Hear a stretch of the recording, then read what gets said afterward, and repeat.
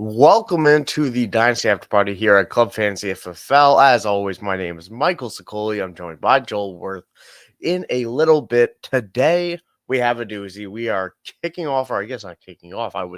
Wasn't here this last week, but we got a look inside series. We're continuing it. We're continuing to look into it from a dynasty perspective with the Patriots, the Chargers, and the Giants coming up in a little bit, as well as we have OTAs. So we have a couple thoughts about that. I know Joel has something on his mind that you will want to hear when it comes down to these OTAs because it is back. Football is back. We're into the summer, and here we go. Either way, without further ado, let's get into the show for this week.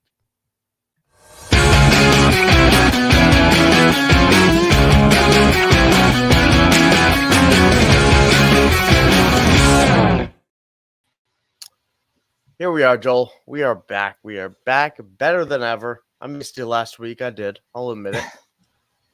Yeah, I missed you 2 weeks ago. So it's been a couple of weeks since the two of us have been on. So good to be back. It's been too long, but at least today we got the Look Inside series with the Patriots, the Chargers, and Giants to look forward to. So we'll be talking about those teams, going in depth on those rosters and giving a dynasty angle to it, because the series mostly focuses more on draft angle. So we're providing that dynasty angle that you want and love, I'm sure. But anyway, Joel, I alluded to at the top of the show, but we do have OTAs going on right now. And I know you had a few thoughts about that you want everyone to know about. Yeah. So, when it's draft season, we're doing these mock drafts based on information that is publicly available from the teams. We really know nothing because it's the off season. They don't have to report any injuries. So we don't know. So take for instance, my favorite team, the team I know the best, the Packers, going into the draft, I thought they needed edge depth or some, pass rush depth because, we thought Kingsley Enagbare had torn his ACL. He said at the end of the season, at the end of the last press, the last locker room availability before he went on, before he stopped playing, basically, that he had torn his ACL. Turned out he didn't tear his ACL, and OTA started, and he was a full participant. So, and then, we thought that their all line was pretty set. They may need some depth, and they end up taking a Jordan Morgan, who was a tackle. We thought would be a swing tackle, maybe switch into guard. Turns out Zach Tom tore a pec when he was lifting in the offseason. Tucker Kraft did too. So, and both of those injuries were completely unreported until OTA started. So, we don't know. It's the offseason. They have no obligation to report anything. So, we don't know what's going on outside of what is made publicly available. And these teams treat information like state secrets. So, it's just kind of interesting what happens between, the end of the season and when OTAs start. There's a lot that goes on that we just have no insight to.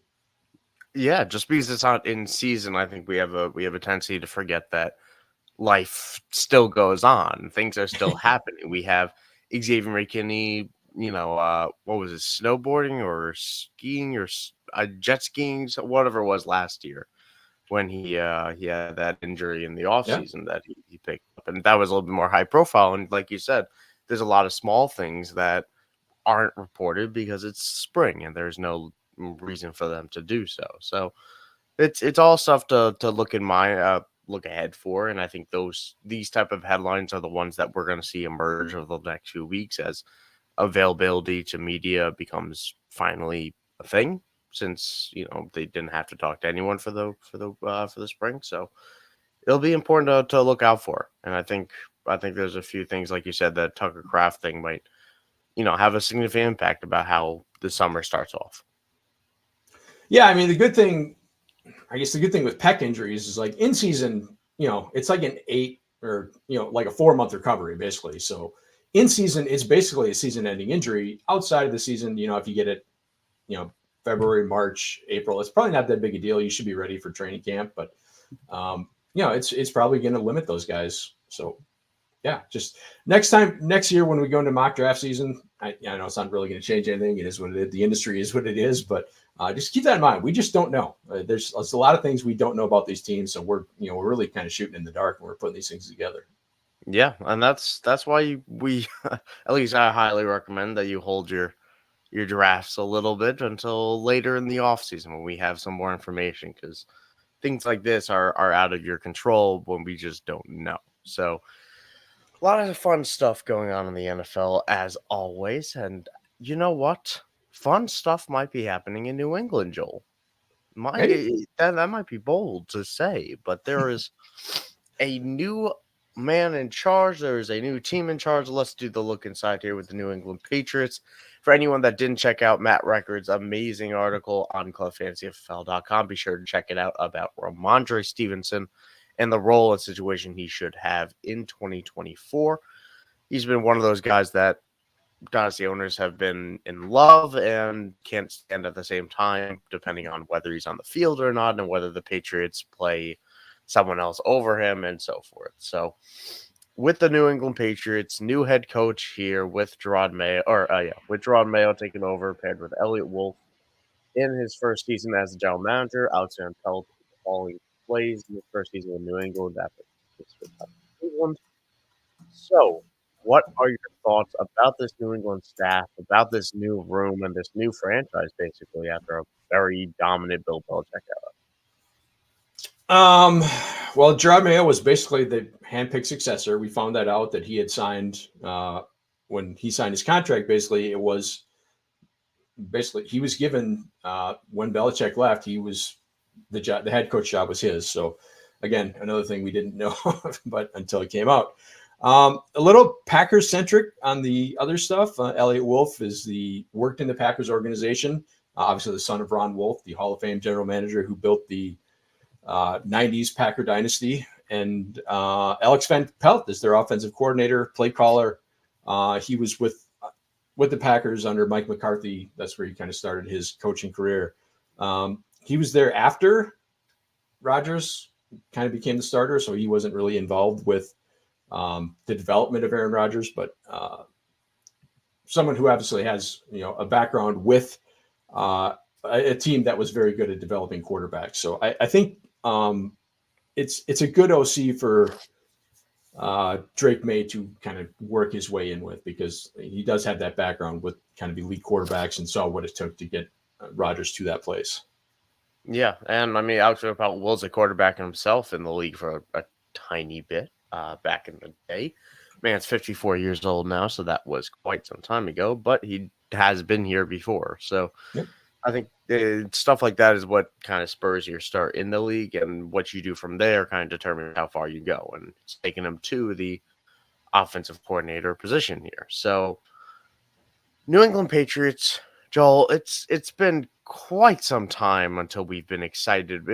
Since Tom Brady left, we haven't quite been excited about any New England Patriots, with maybe Ramondre Stevenson being the exception. You could argue Jacoby Myers, but nothing much else happening here. But they did spend that top pick on Drake May. They spent a later one on Joe Milton. They still have Jacoby Brissett, or they brought back Jacoby Brissett, I should say. What are you thinking about? Let's start with the quarterback room, the highly priced rookie and Drake May. Patriots turning down trade downs to take him. What are your thoughts here? I think there's a lot of, we talked about Van Pelt and Rodgers. I think there's a lot of similarities between Rodgers and Drake May, in that they both have kind of elite kind of physical talents, but they both need some kind of fine tuning at the NFL level. May's he's as physically gifted a quarterback as you're going to see in this draft. So the talent is obviously there, but he just makes some kind of wildly off target throws. He needs some mechanical adjustment. And Rodgers was the same way when he came into the league. I mean, when you watched him, like in the preseason of the games, he was sitting behind Favre. It's like, what is this? It's like, obviously he's talented. He's got the arm talent. He's got ability, but just some kind of mind boggling decisions. So, and I think May's like that. So I'm hesitant to say that he's going to be someone who's going to be a contributor. Like, I think it's legit that Jacoby Brissett could be the starter for at least the first half of the year. May's going to play. I mean, that's just the way the league is. You take a quarterback in the top 5, he's playing at some point. But yeah, I think he's got some work to do. And I do like the upside. I do like the future, but he's not someone I want to rely on this year for Dynasty. Yeah, and I think that's going to be when we look at this team in January. The most common thing I think we're going to talk about with the New England Patriots is that they're a year away. There are things that we like, there are things that could be good, but they need more pieces, they need more talent, and they need more help for Drake May, and that'll come at wide receiver and free agency next year and trades, whatever New England wants to do. But as of today, he's throwing to Pop Douglas, Javon Baker, Jalen Polk, all these other, unproven rookies, and somebody that was thrust into a big role last year in DeMario Douglas, and it's just a hodgepodge of terrible or of underwhelming players. The wide receiver 3s and 4s of the NFL are playing as the wide receiver 1s and wide receiver 2s here. So, I mean, with Drake May, I agree that I expect Jacoby Brissett to play most of the season. I think we could see maybe at least 12 games of Brissett, and then maybe we see May popping in when the Patriots are, 3-8 over those 11 games or whatever it is. But it's certainly not something I'm expecting to change this year for Drake May. But the thing with fantasy football is that you can see how value changes. Drake May's value in February will be higher than it is right now. Do you think that's a fair statement? Because I think the projecting forward is going to be terrific for Drake May. And right now, we're only looking at it as like I'm going into the season with no expectations. I feel like that is the norm. Is that not the norm? I guess the way I would see it is if his value right now is obviously draft value and player value are not the same, but right now he's going around 104, 105 in rookie drafts. If that's the case, then no, I don't think he will be more valuable later than he is now. If you are kind of properly evaluating him as a developmental prospect and saying, it kind of disassociating him from his draft value, then I think you're correct that he will be more valuable later, kind of in the offseason, looking forward to next year.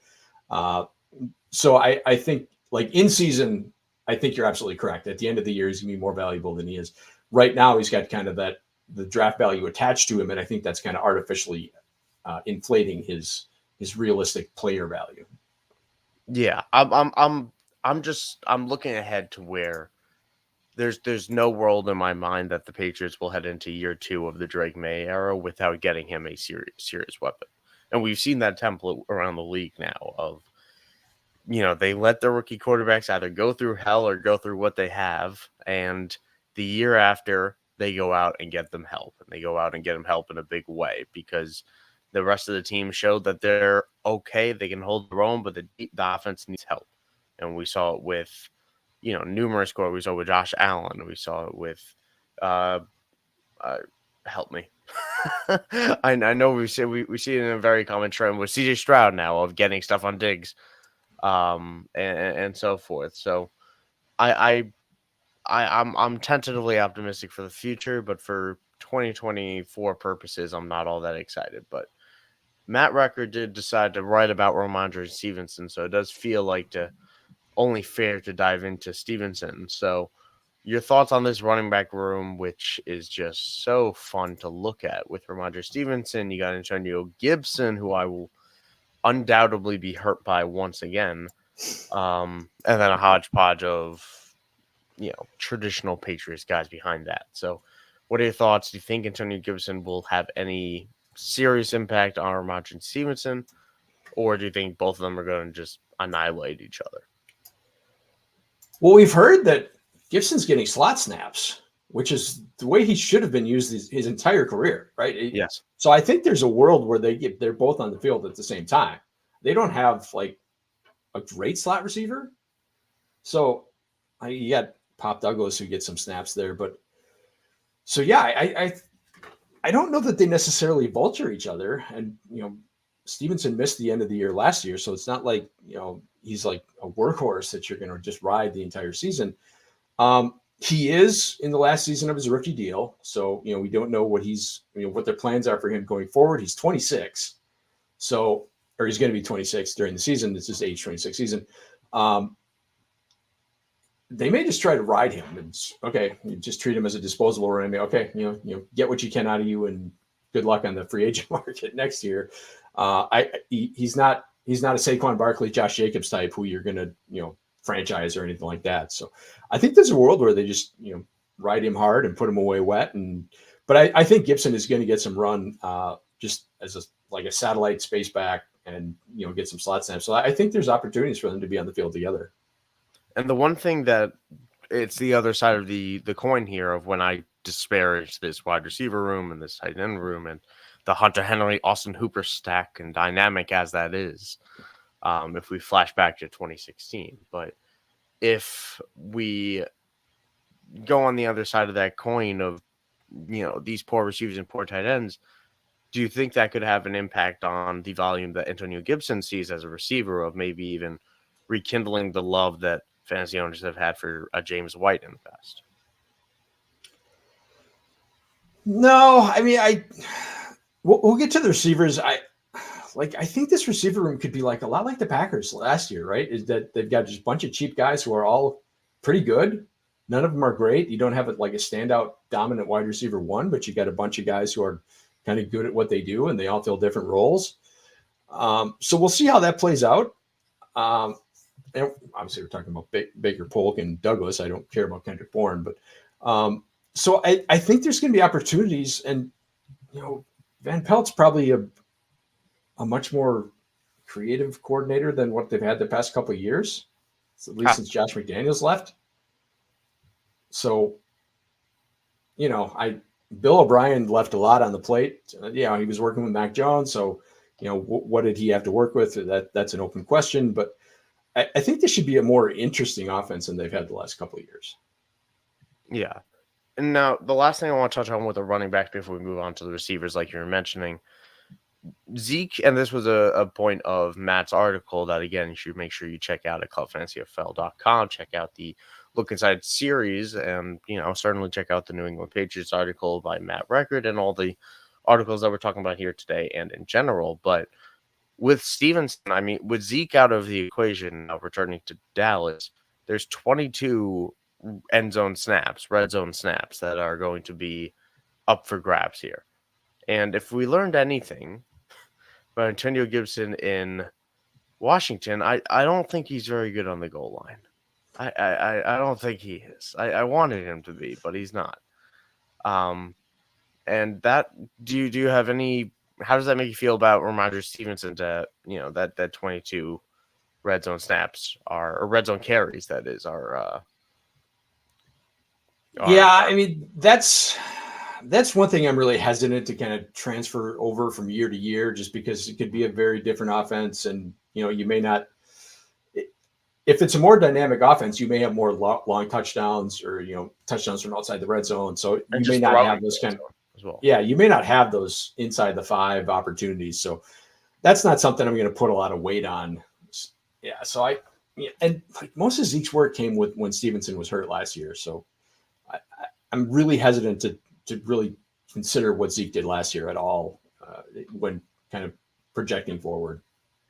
Yeah, no, it's totally fair. It was a very different offense last year, at least we hope so. So let's quickly jump into this receiver room of the, day 3 Javon Baker, the day 2 Jalen Polk, both rookies. You got Demario Douglas, who had a relatively strong rookie season from the slot over the back half of the season. Kendrick Bourne coming off that ACL injury, despite having a 3-year, $19.5 million contract.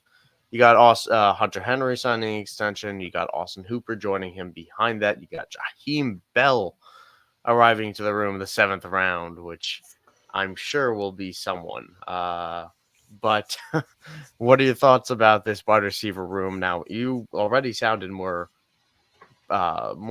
excited about it than I do by comparing it to this Packers group. Yeah, I think that's kind of the comp you need to make, in that, or I don't know if you need to. It's when you can make. Carolina. You have Polk, who they took in the 2nd round. Baker, that I took in the 4th, I think, but it gives them kind of a downfield threat that they just don't have. Demario Douglas, last year I wouldn't call it a strong rookie season, but relative to what his expectations Relative were to and his, yeah, yeah, that was a strong season. So I just Kendrick Bourne's 29, coming off a torn ACL. I mean, what are they going to get from him? I'm just kind of shocked that they gave him as much money as they did. Not a lot of dead cap. It's it's a 1 year deal. Interesting. Basically, yeah. Hunter Henry signed a 3-year, basically $27 million deal. He's got $9 million cap hit. So those guys are going to be part of the offense this year. But I think it's like I don't know if they're going to want to go after like a wide receiver one, or I think they could be trying to build something like the Packers have, and that's just you've got 5 guys who you can put on the field at any given time, and all can do multiple different things. So we don't need a wide receiver one. We'll just we'll work with what we have, and just not put a ton of draft capital in, and then you don't have these huge free agent commitments to make to these guys, financial commitments when they hit their 4th and 5th year. Because I think that's becoming a real concern with the league, in that wide receiver salaries are kind of escalating. They're getting up there. Right? We're talking Jefferson's going to sign a deal. He's going to get at least $35 million. CeeDee Lamb's going to sign his deal at some point. He's going to get $35 million. The Amon-Ra St. Brown and AJ Brown contracts just kind of lifted the level again. We had Adams and Tyreek Hill level, and now you've gone up a step, and now Jefferson and Lamb are going to reset the market again. So I think teams are really hesitant to put, Chase is going to have to sign his next year. So I think this is the way the league is. Obviously, you want a dominant receiver if you can get one.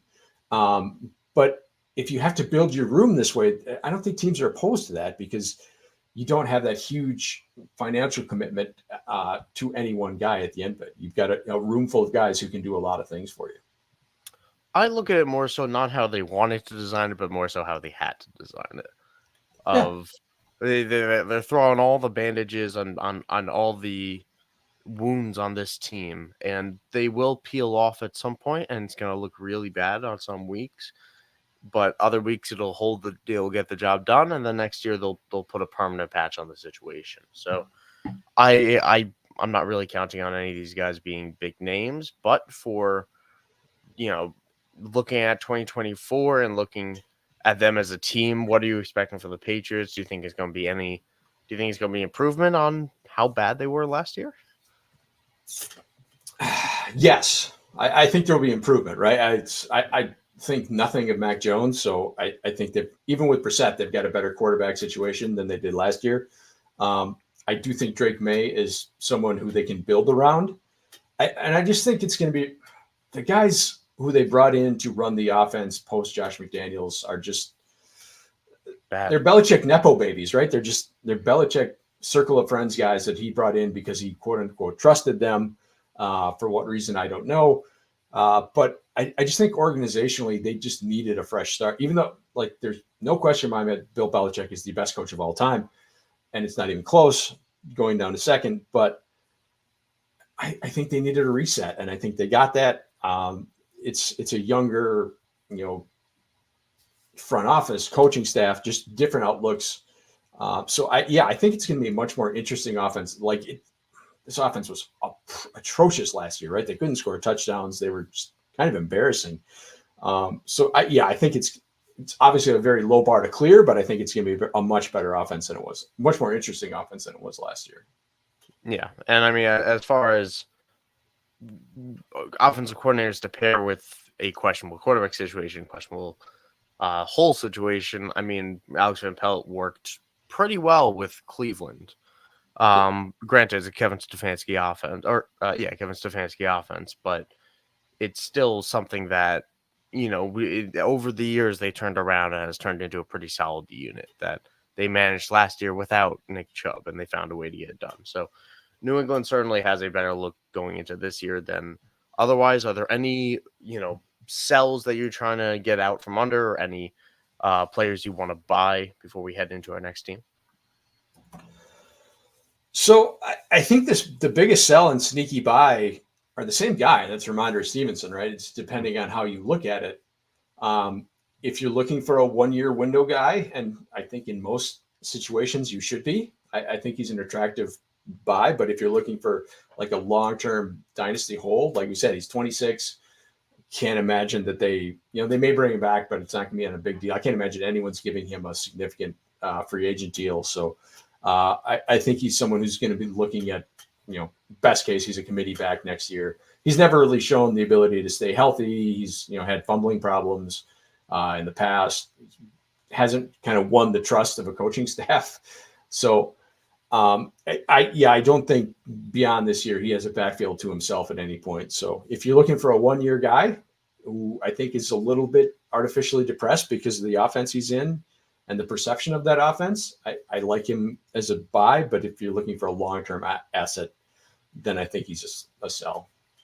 I will never argue against selling a running back, as you know. So we are in agreement there. And I think Antonio Gibson might be my sneaky buy of this group, and just kind of going off what you were saying about what this team has done. And they went out and they brought in Antonio Gibson, and they're using him in a way that Washington said they would, but never did. So hopefully, I've always liked Antonio Gibson as a prospect. It has been a painful and up and down few years of emotional turns left, right, and roundabouts and the whole 9 yards. But I am hoping that maybe a team that went out, signed him as a contract, not something, an underrated thing, in my opinion, to get any significant money in free agency. It proves that they want you there. And they were willing to obviously let Zeke walk. They didn't bring in really anyone else of note. They didn't draft anyone. So it's the new face, and I'm going to call this a new room, even though it was, the transition was set in place beforehand. So New England Patriots will be interesting to watch this year in that AFC East division. But let's jump over to a different AFC team, and that's the Los Angeles Chargers.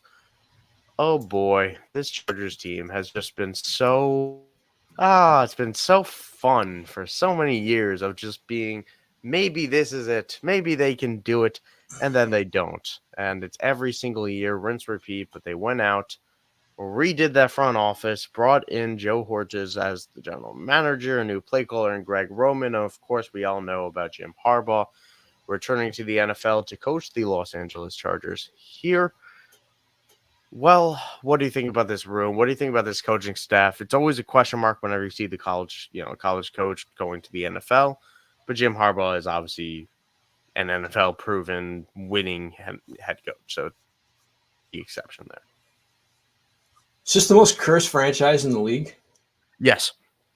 I mean, I know there's teams that have bad luck, like Vikings, Browns, Bills, stuff like that. No, they are. The Chargers are. I mean, if you look at just like cursed, like teams that miss the playoffs because they miss field goals or they miss extra points, or they choke a 27-point lead, or they lose a game to the Texans the bad Texans for no reason.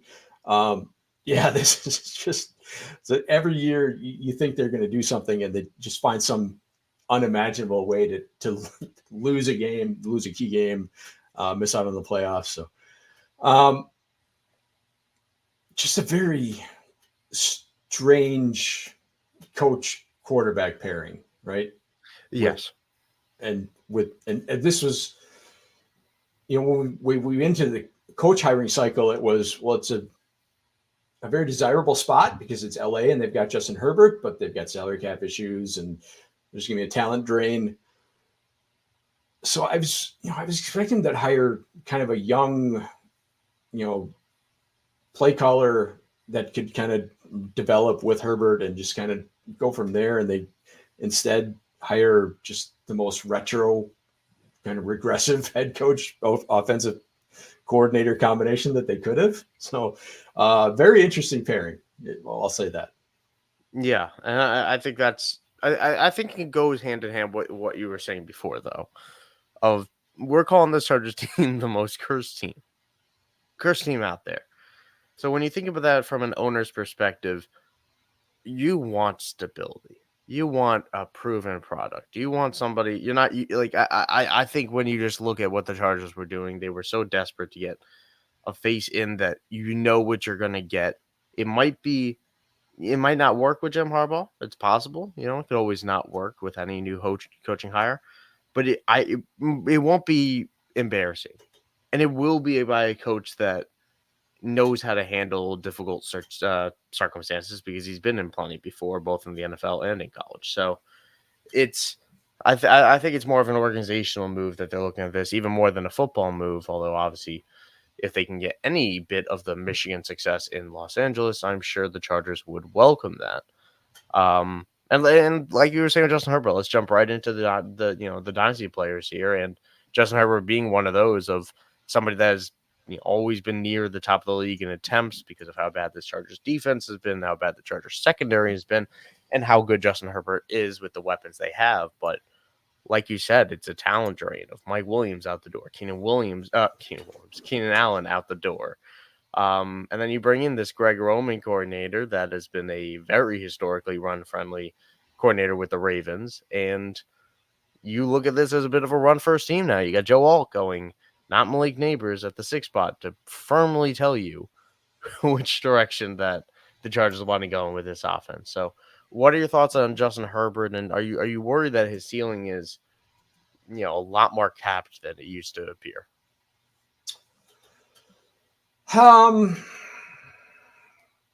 Hey, Wendy. No, I'm not. Eventually they're going to have to throw the ball, right? This defense is not good enough as it is to just kind of sit back and run the ball. So they're going to have to throw. The problem is, like, they don't have any weapons that I trust to throw the ball to. So I think from, like, in DFS or not DFS, best ball right now, like, Herbert's going just crazy late. He's going like the 130s, 140s. And I think that's a function of him not having a receiver to stack with, just because it's a really functionally different atmosphere, I guess. I think that in, like, season-long managed leagues, he's going to be fine just because the volume is have to be you can project this team and say, I think they're only going to have, like, 400 pass attempts, whatever. I just think the situation is, like, you don't have a dynamic running back. You don't have a dynamic running game. You don't have a great defense that's just going to allow you to sit back and run the ball. So you're going to have to throw the ball at some point. You're going to be in catch-up situation. I don't think this is a really talented team. So I think you're going to be in catch-up situations. So I think they're going to have to throw the ball. I think the volume is going to be there. I'm not super interested in any of the receivers, but the volume is going to force production from Herbert. So he's, like, the only guy on this offense that I'm really interested in. And that's I think the big thing that I need to even remember at times, because I can brush it off and forget, is this running back room is not exactly the most stable running back room. And we can talk about that in a second, but the J.K. Dobbins, Gus Edwards, these guys have been on and off the field. They have been, whether that's due to injury or just ineffectiveness for Gus Edwards purposes, it hasn't been all that, and it hasn't been something you can give carry after carry after carry to with success. So if, like, the narrative on Herbert completely flips in week 3 if J.K. Dobbins gets hurt again, if Gus Edwards gets hurt again, or if they're just running a collective 25 times for 30 yards, which is honestly possible despite having the good offensive line in front of them. So like you said, this is not going to be that good of a team. I don't think it's going to be a playoff team, especially in a tough AFC West. So they're playing from behind. That typically means good things for Justin Herbert. And if you want to talk about a hodgepodge of receiver room, I think this is a better hodgepodge than, I don't even know if I was going to say it's a better hodgepodge than the Patriots, but it's comparable at that point. But either way, with Justin Herbert, no real worries about his dynasty value. We're still all full steam ahead, Joel. Full steam ahead on this. He's someone you should be buying in dynasty because his price is way, like, last year he was QB4, something like that. QB5. He was right there with Burrow. People could take him higher. So now he's what, QB 12, something like that. 9 to 12. Yeah. So you should definitely. He's someone you should be buying, absolutely, because it's going to get better. Yeah, it'll be better. Now let's dive into that running back room here of Greg Roman from Baltimore, bringing in his Baltimore guys with Gus Edwards and J.K. Dobbins. Gus Edwards getting the bigger deal of the two, despite Dobbins being the presumed starter at Baltimore, obviously missing most of his season, year after year after year after year. So sad, due to injuries. So you got the Baltimore duo, and then you got Kamani Vidal added in the late rounds there in day 3. So this running back room, I know you've talked about Vidal quite a bit on this show, but Gus Edwards, J.K. Dobbins, where do you kind of stand on the argument between them? Because they go close to each other in drafts. Gus Edwards did get the money, but J.K. Dobbins is good. I hope. I wanted Joel. I want the J.K. Dobbins breakout. Tell me I'm going to get it. Last year after week 1, we talked about Dobbins when he tore his Achilles and said his career is over. And I nothing has changed to make me think that his fantasy career is over. You're talking about, a guy who's never been able to stay healthy. He's had ACL injuries, and LCL, PCL. Yeah. It was a bad one. Yeah, multiple ACL, multiple knee injury that he was just coming back off of and tore his Achilles. Again, his best case scenario is Deonta Foreman. And it took Deonta Foreman a couple years post Achilles injury to get back to even a moderately productive rosterable level player. So yeah, I have zero hope for Dobbins this year. None. Like I was hesitant to even put him on the show. Oh, come on. Don't do that. They signed him for a 1 year, $1.5 million deal. He may not make it through training camp. He may not be on the roster. That's because they could. All right. That's because they could, because nobody else was going out to get him. There's a reason that they could. Watch your tongue.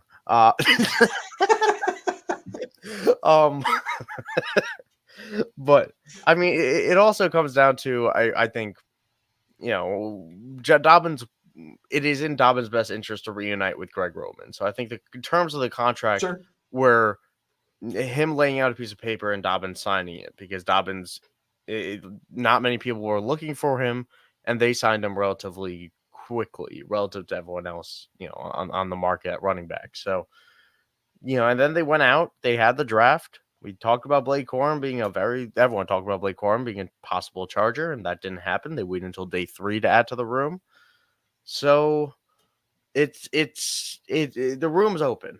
And Hal asked an important question here in the chat of what running back has been relevant after the Achilles. And we've talked about on this show a lot, and Joel referenced probably the most successful one at this point is Deonta Foreman. And even that has come in some stints. You had Cam Akers, but who had a legitimate league winning stretch in 22. But that was like three really good games. And Cam Akers was much, much younger. Like he tore his Achilles after his rookie season, and had no other injury concerns than Dobbins did. So, that's really tough even to use him as a comp. And then where's Cam Akers now? Like he's torn his ACL. Was it an ACL or a second Achilles? I don't remember. But either way, he's not playing this year. So. Yeah, he's a free agent. I believe it was ACL, but either way. Now he's got another injury. He's done. So, yeah, your best case scenario after this Achilles is that you become Deonta Foreman. You become a kind of a traveling salesman. Basically, it's like you're a traveling fill-in running back who had a good year in Carolina when they traded Christian McCaffrey, but you're always going to be at the mercy of someone else leaving or getting hurt, or you're never going to be a lead option. Yeah, and that's it is tough to get over that hurdle of the little running backs that have really been able to overcome an Achilles injury. And it's just been, Dobbins. I like Dobbins too, but he's never been anything more than a glorified Gus Edwards. He's never been a pass catcher. Oh, stop it! How am I wrong? Glorified Gus Edwards. This man was. How am I wrong? This man has looked great whenever he's on the field. He just isn't on the field ever. He had great yards per carry numbers, and he was good inside the 5. He was a good goal line back. He's never caught passes. It's never been part of his game. Now that may be a function of him being in Baltimore his entire career playing with Greg Roman. That's what I'm going to count But he's never done it. So he's never been a super productive fantasy back, even when he was healthy, other than, the touchdown upside. Yeah. And I mean, I think that touchdown upside still exists in Los Angeles, and based on the way they want to run this offense. And good to see Chad in the chat. I was lucky enough to have Chad invite me to one of his podcasts recently, so be sure to check that out as well. Check out everything Chad does. He's great. But he mentions that, Dante Foreman is that rousing success story, and he still is very much a fringe player, as somebody that might not be on Dynasty rosters right now, as he is hunkering down in Cleveland. Oh, he should be. Like, I love Foreman this year, but I think I had to move on from him. That's even at that, he's a back end of the roster guy who, he's hopefully he makes the roster to compete with Jerome Ford. Yeah, he's going to make the roster, but I mean, back end of a dynasty roster, and that you may have to cut him to roster your third or fourth round draft pick. So depending on how shallow or deep your league is. Yeah, and not to get off track. I'm not convinced he makes the roster. I think he will, but the lack of special teams value is what really has hurt him in past stops. He went, like we saw with Chicago last year, where he the only reason he was active was if he was active, you knew he was getting 12 carries. And it was really fun, honestly, because when he wasn't active, we knew nothing was happening. There was 12 carries or it was inactive. So I think Chubb's going to start on PUP, so I think he's going to have a roster spot. On PUP? Yeah. I mean, it's possible. I wouldn't be surprised at all with how bad that one was. So it'll be interesting to look at. And Chad mentioning, and then we should get back on the Chargers running back room here. Isaiah Spiller is still around. And while he has not lived up to that, especially the pre-draft billing for Isaiah Spiller, the running back 2 role is up for grabs. And Hal mentioning the UDFA, Robbins out of from Cleveland. But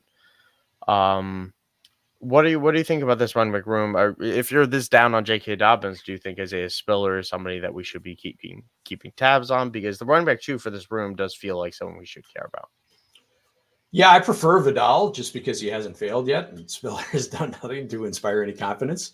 But Chad's right. I mean, Spiller is basically free. You can get him for nothing. So probably worth rostering just to see how it shakes out, because there's going to have to be a third down back, right? Gus Edwards isn't going to handle that. Like, I don't trust that Dobbins, he's unproven. You don't like it. Yeah, I don't trust he's that Dobbins Dobbins in that regard. He's going to make the roster. So there's going to have to be a third down back, whether it's Vidal or Spiller. I do like Vidal. I liked him a little bit as a prospect, compared him to Doug Martin a little bit. So I think there's a role for him. He's the one I'm more certain is going to make the roster, just because he's a rookie and they're not going to give up. You know what? You want to keep saying that. You want to keep saying that. Let's introduce something on the show, and we'll figure out the stakes later. But you're saying J.K. Dobbins doesn't make the roster? I'm saying there's a chance he doesn't make the roster. I want to do a friendly wager is what I'm getting at, that J.K. Dobbins makes the roster and gets 50 carries.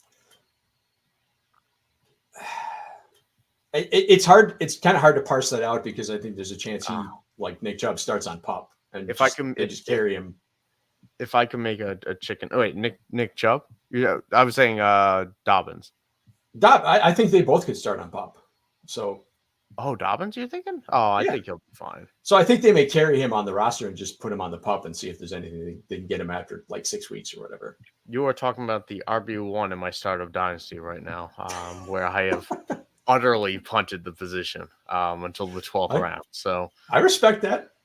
As a zero RB guy, I'm all for that. It's all J.K. Dobbins and Dylan Lobby, and that's like pretty much the entire room. It's as ugly as you can imagine, but I like it. Oh, I'm sure you do, but I am taking us well off track now. Let's get back on this Chargers room. This is what happens when J.K. Dobbins comes up on the show.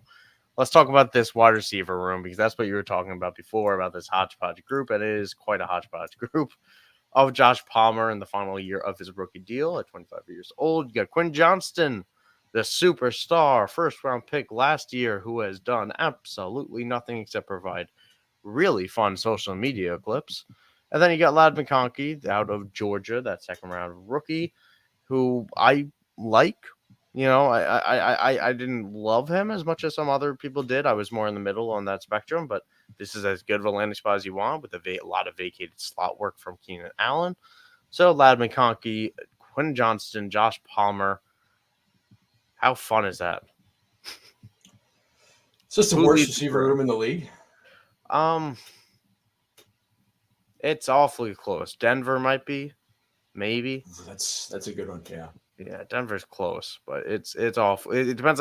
It genuinely just depends on how high you are on Lad McConkey. Because See, I would have rather seen McConkey go to a spot where that has good receivers and he could kind of slot in, no pun that's what intended, as I like would a have. third guy who can just kind of run underneath where the other receivers are getting a lot of attention. Because in Tennessee this room, didn't sign Tyler Boyd. I think he's going to get a lot of attention. And so that, like, Quentin Johnson has no ability to separate. He's just not good. Josh Palmer's fine as an injury replacement. That's all he's ever been. This receiver room sucks. It's just, I think again, we talked about it with Herbert. That's why people are so down on Herbert, just because there's the perception that he has nothing to throw to, and that's probably correct. But like say, if you assume that this team is as bad as I think they're going to be, then there's going to have to be some volume, and he's going to have to get some, he's going to have to get some production from somewhere. We just don't know where it's going to be, and it could be spread around, 3, 4, 5, 6 guys, and none of it may be valuable. And with that in mind, I do think some of it will be, and I'm gonna have to agree with Hal here in the chat. I think Josh Palmer does lead this room in receiving receptions for sure, or not for sure, but I think he leads this room in receptions, in yards. I don't know about touchdowns, though. Someone will lead the room with 4, but I think Josh Palmer will see the volume that maybe some people want Lad McConkey to see. We've seen Palmer step into this role before. If we view it as exactly what you were saying, he's only been asked to step in injury relief. Well, Mike Williams and Keenan Allen aren't there, so he might step in and be that low end wide receiver 2, strictly on volume with no boom weeks really, and you might provide that flex option. And I think all that will outperform where he's currently going in drafts, because he goes super late in drafts, both in Dynasty and in redraft. So I have some interest in Josh Palmer, and I'm viewing him purely as a 1-year option, because even if he is back in Los Angeles, I firmly expect the Chargers to add more pieces to this, assuming Quinn Johnson doesn't make a second-year leap like we're expecting. So, I have some interest in Josh Palmer in this room. I do think he leads the room most stats. But what about you? Do you have a preference or? I'm agree with you, just because the answer cannot be Quentin Johnston. So it probably has to be Palmer. Now, that's good. Now, funny enough, Hal brings up a point right now that I want to bring up, but it's for the you mentioned it already on the doc, actually, on our show doc, of between our biggest L and sneaky buys of what we want to talk about here. Who is the tight end in this room? And I kind of think it's sneaky buy. I'm willing to be hurt again. Here we go. Hayden Hurst, baby. Here we go. It's been a long road for Hayden Hurst. He's had quite a difficult journey. Yeah. I put that on there just because if you look at the Roman offenses, he's always had an elite tight end. He's always had a very productive tight end, whether it's Vernon Davis in San Francisco with Harbaugh, obviously Mark Andrews in Baltimore with John Harbaugh.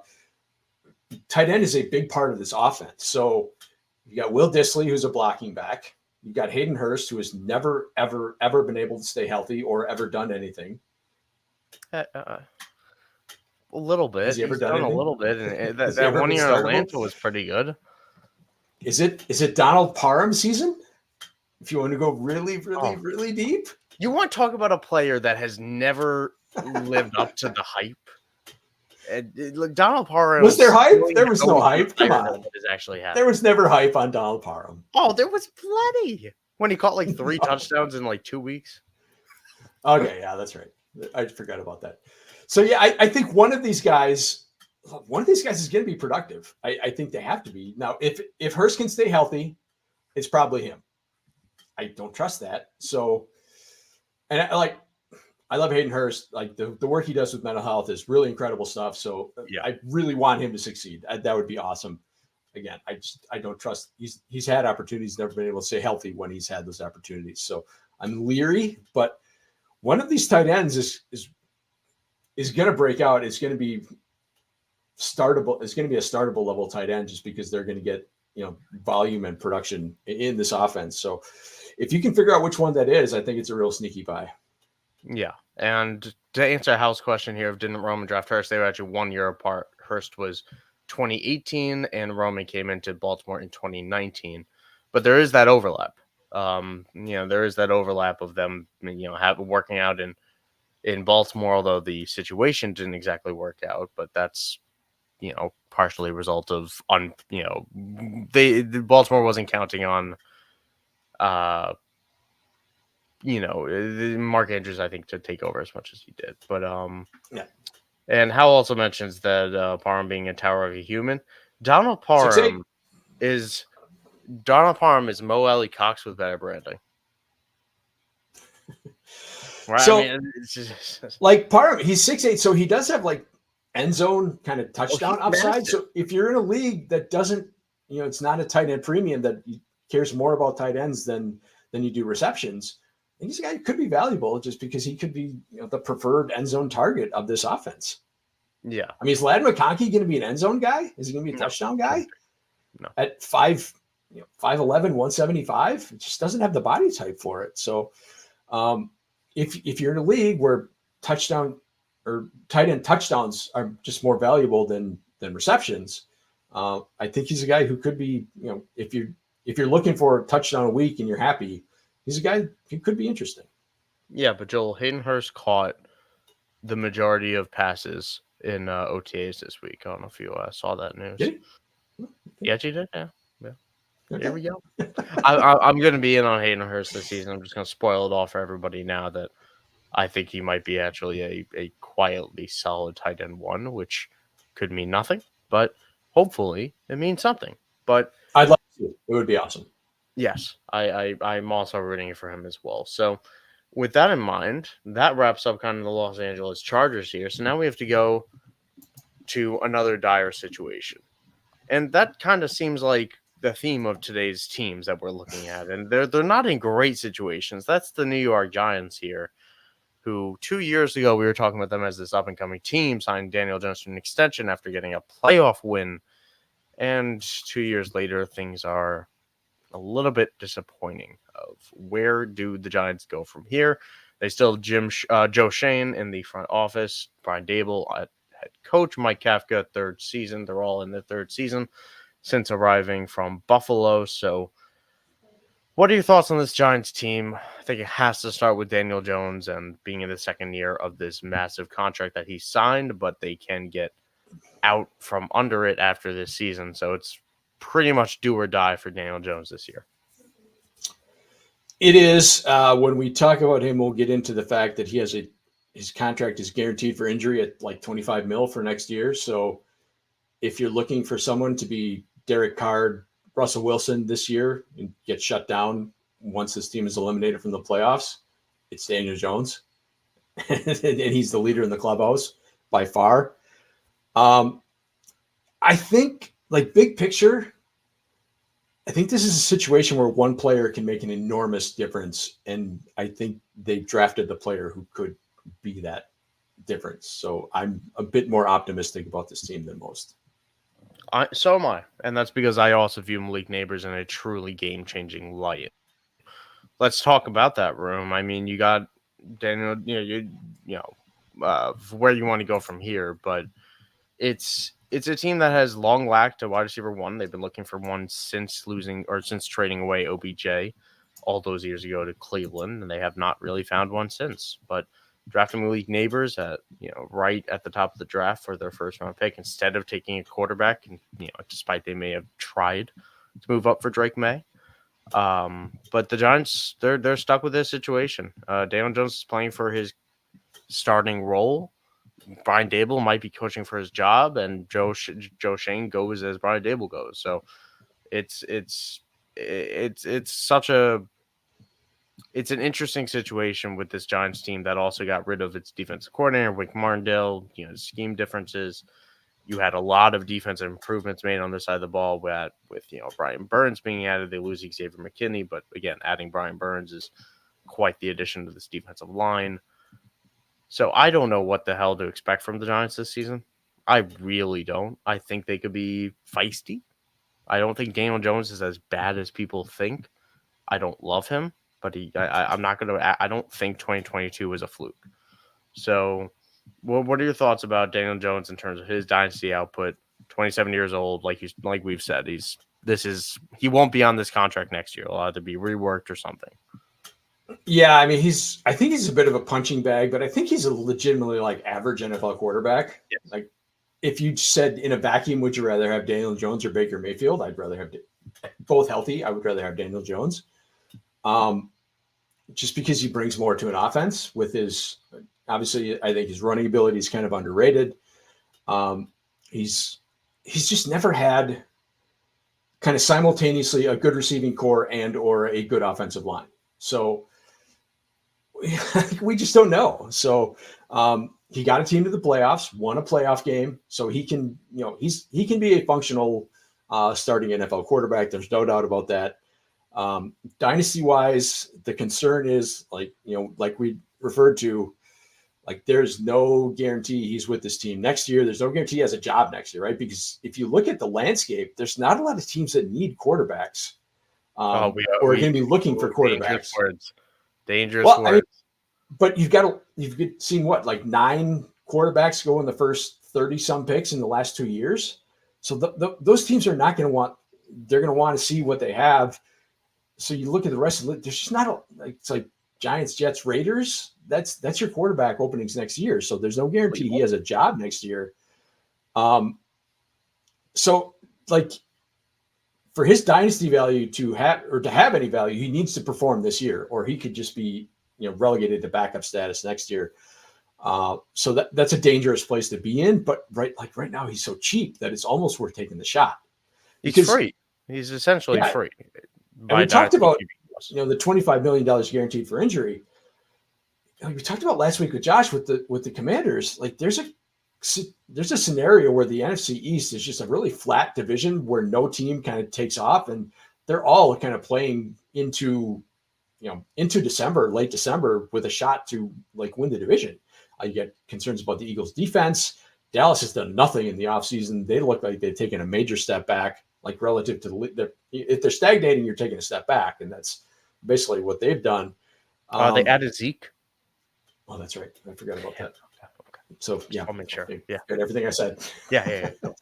But yeah, I think there's a scenario where the winner of the NFC East has 9-10 wins, and like all 4 teams are in it until they just kind of cannibalize each other, and they're all in it until late in the season. So if that's the case, Daniel Jones is going to get to play, and he's there's a scenario where he's just really good, and Neighbors makes a huge difference for him, and he is the future of this team after all. Yeah, I mean it's like I think at his price, he's probably a worthwhile acquisition. Yeah, even if it doesn't work out with Daniel Jones, there's a good chance he could land that bridge role in 2024 and beyond, because this is a first-round quarterback, like you said, with a playoff win, and that is relatively respected in his room, who's undergone a lot of difficult situations in New York of whether his job's in question, the struggles he faced, and those stuff. I think, when you come out better for it, it's the stuff that stands out to other teams when you're there looking for that bridge. So I think that all bears well for his future and things like that, despite how uncertain it still remains. And how, when I mentioned reworking the contract, it'll get reworked even if he throws 25 and runs for 8, which would be a fantastic season, obviously, for him. It'll still get reworked because he'll ask for more guaranteed money, and he'll get more guaranteed money if he puts up 25 and 8 in a healthy season that has the Giants put up success. But if he doesn't, then they are going to cut bait and move on. Now, let's talk about that wide receiver room, because Hal has the question here that I think everyone's asking is, will Jalen Hyatt be anything? Will Malik Neighbors being such a big part of this offense open up anybody else? Because like we've talked about a million times now, there has been no one to drag attention away in New York for years. And the closest thing to it has been Darius Slayton. So, Do you think there's any hope for Jalen Hyatt? Obviously, I think we remain very high on Blake Neighbors, but is there any hope for any of these auxiliary positions? Not Hyatt. I just think he's too his skill set is too MVS, right? He's deep shot guy only. Yeah, very much. The guy I'm interested in is Wan'Dale Robinson, just because Wan'Dale Robinson's never been a guy who's commanded attention. But if Neighbors is as good as we think he is, and you're scheming him downfield, then if you're Daboll, if you're Kafka, if you're Wan'Dale Robinson, you know where the defensive attention is going to go, so you can go where they're not. So I think that opens up some interesting possibilities for Robinson as kind of a, to be kind of what people want Ladd McConkey to be, which is a volume slot guy. So in heavy PPR leagues, I'm interested in Robinson. I don't think Hyatt is ever going to be anything startable in a managed league. I think he's kind of a best ball only guy. Yeah, he helps the team because he runs straight and he runs straight well. But he's a lid lifter. Yeah, that's what he's doing. But I think you bring up a good point of Wan'Dale Robinson taking that underneath the slot work, things that Neighbors will be asked to do everything on this team. He'll be asked to go deep. He'll be asked to win intermediate. He'll win short. He'll do everything. But Wan'Dale's role is very clear that he'll try to work the slot, he'll try to work underneath. And, granted, as somebody that was really hoping for a Paris Campbell breakout last season, did not get it. I'm a little bit. I truthfully don't think that anything is going to change in terms of this wide receiver 2 with the Giants. I don't think we're going to see much production. I don't think it's going to be anything of note, considering we haven't had a wide receiver 1 put up anything of note for us. So I hesitate to just say that, I am the most interested in Wan'Dale out of anybody else, but I truthfully don't have any interest in anybody else on this team. Yeah, I mean, on the show sheet, I didn't even list Darius Slayton or Sterling Shepard. I don't know if he's there anymore, actually. Bryce Ford Whedon. Who's that? I have zero interest in anyone else on this receiving core.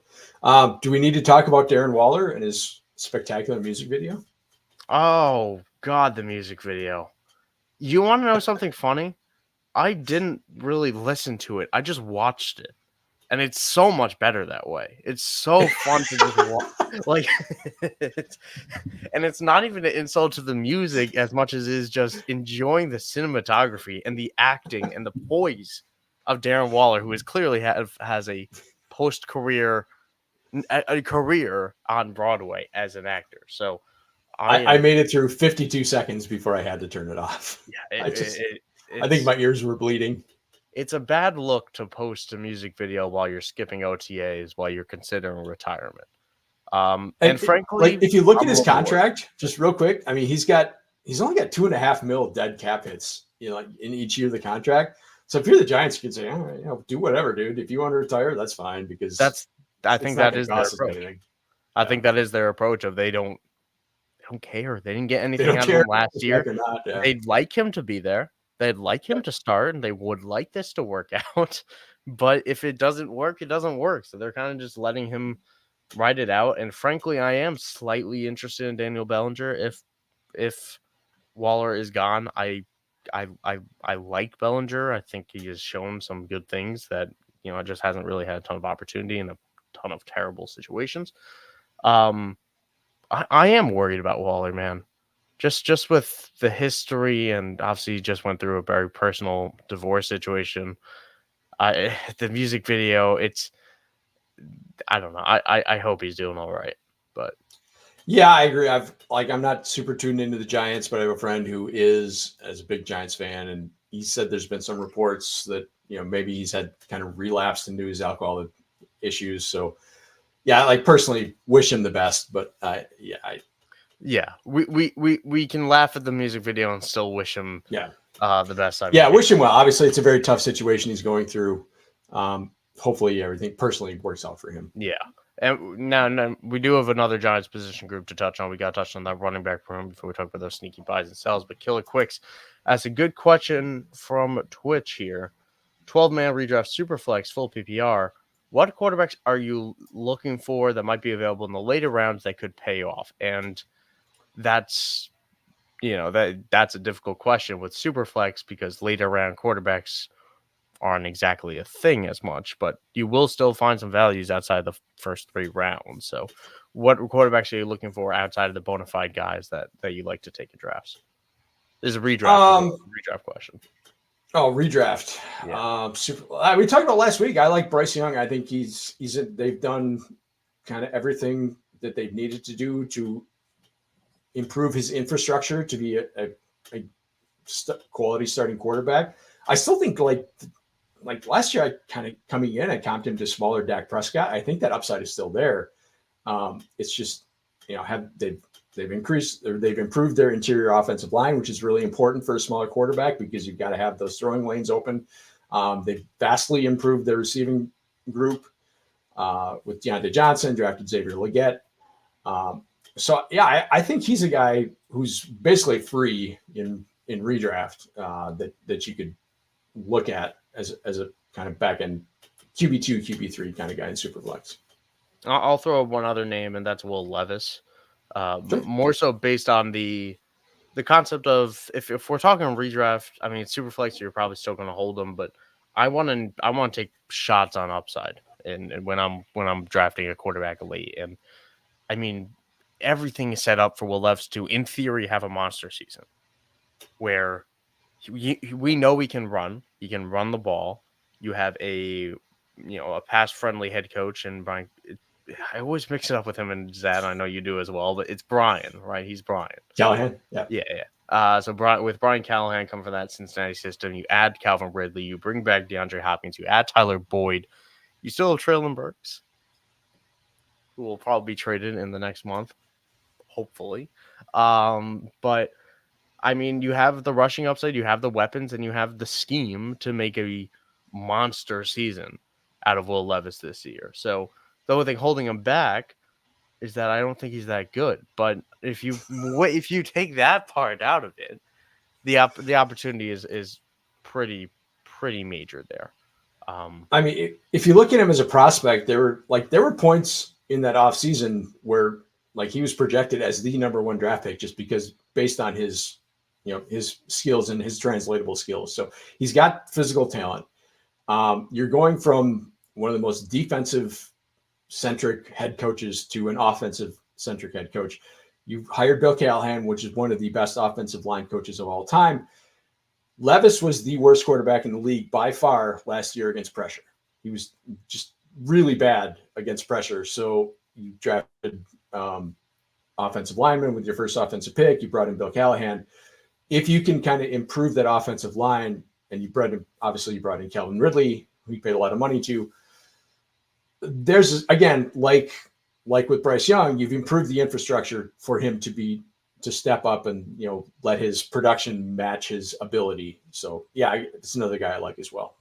Yeah, it's when you're looking at guys in later rounds of Superflex, you're certainly scraping the barrel because my personal approach on Superflex is just to get the position out of the way. I grab 2 in the first 3 rounds, 4 if I'm pushing it because I don't like playing these gambling games with the Will Levis of the world, but he's somebody I'm looking at as a QB3 half the time. Yep. And yes, he might set up Tennessee to get the number 1 overall pick in 25. That is very possible. But I think this defense is honestly much better than people are giving it credit for, especially when you add L'Jarius Sneed to the situation and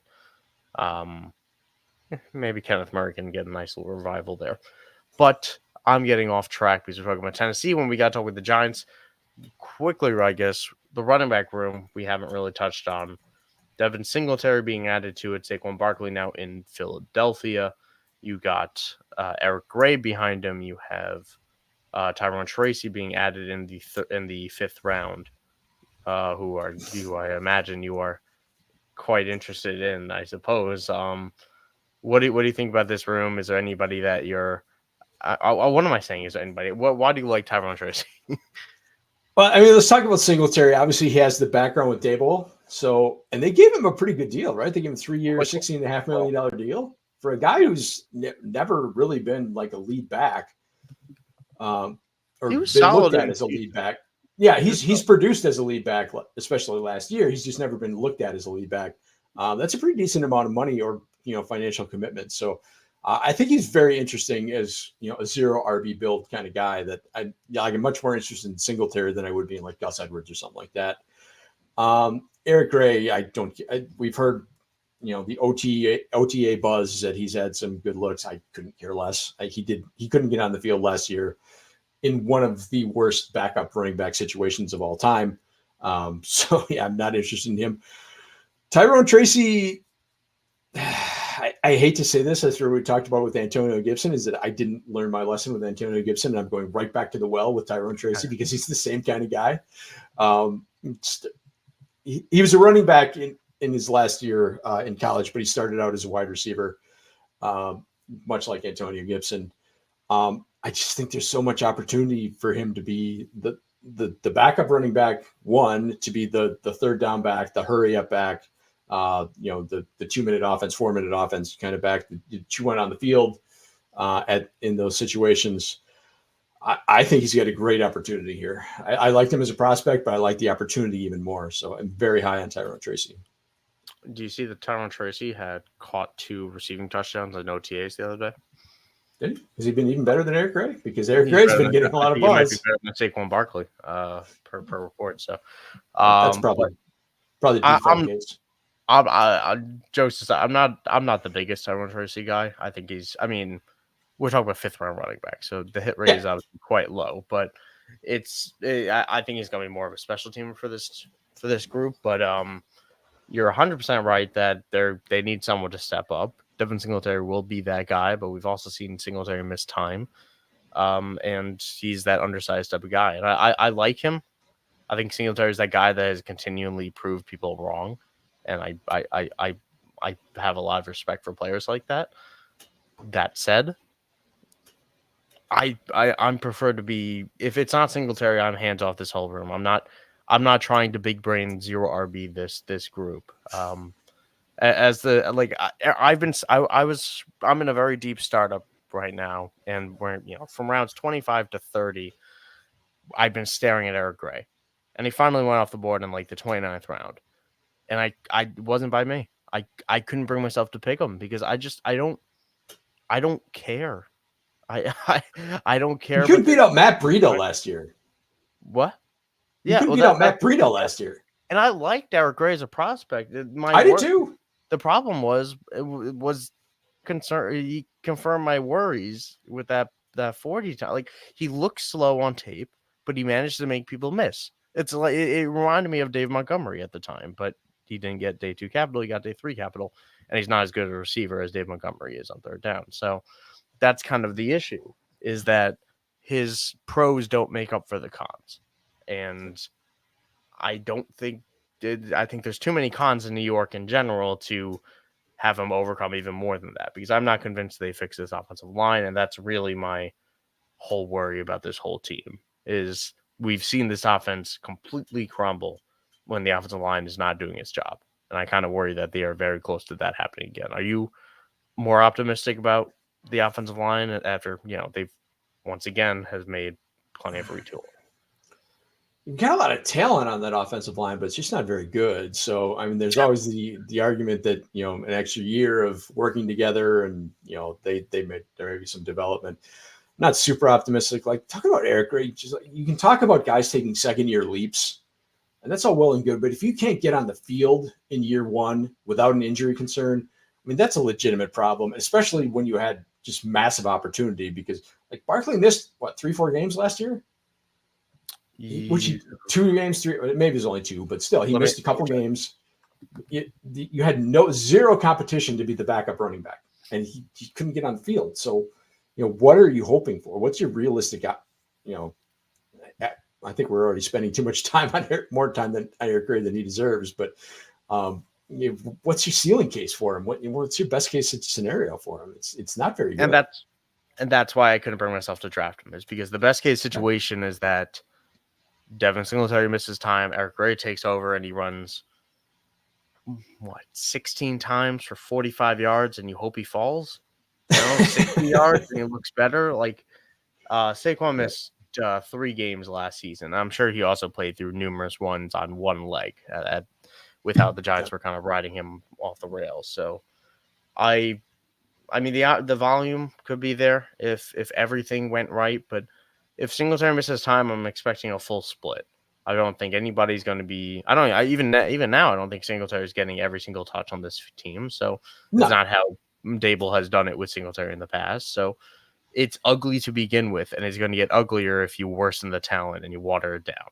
So I'm not interested. Call me in 2025 when we add one of the rookie running backs to that room, and I'll be a little bit more interested. But yes, either way, Joel, that wraps up the 3 teams that we talked about here for the Look Inside series, which once again, be sure to check out on clubfantasyffl.com. We have articles about every single one of these teams, about Matt writing about the Ramondre Stevenson on the Patriots. We had Andrew Elmquist writing about the Chargers with J.K. Dobbins, as I defended on this show against Joel's hatred for somebody who has overcome and working to overcome so much, because Joel puts people down like J.K. Dobbins. And then we had our beloved Austin Amendolia writing about the New York Giants with Wan'Dale Robinson, who we talked about having a nice opportunity underneath with Malik Neighbors finally offering some breathing room for the rest.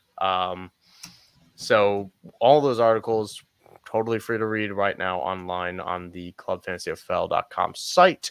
Be sure to check those out, as well as the other ones that I read out. Like you said last week, talked about the Panthers, the Commanders, and the Cardinals last week. So plenty of options to take a look at. So either way, that kind of wraps up our show today. Joel, any final words for our beloved listeners? No, just thanks for checking in. Always appreciate that. And I won't be here next week, but you will be. So we'll see you guys in a couple of weeks. Yes, sir. The duo will be back in business in a couple of weeks. And for now, I'll be back next week. So be sure to check out Joel here at the Joel Wirth on Twitter. Amazing follow, great person, and a belated birthday person. Thank you very much. Appreciate that. He's 25 years young.